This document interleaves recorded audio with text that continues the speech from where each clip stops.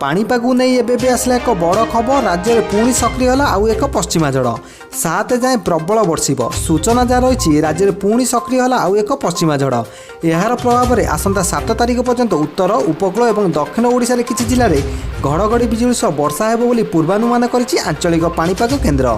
एथिपाई 13 जिला को सतर्क जारी करा जायछि।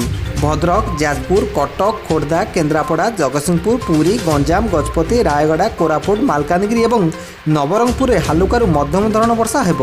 किछि स्थान में घंटा प्रति 40 ରୁ 50 किमी बेगर बहिब पवन। अधिकांश स्थान में कुआपतर वर्षा नहीं अलर्ट जारी करिछि पाणीपाग केन्द्र। एप्रिल 15 तारिख राज्य में उपरमुआ हेब पारद।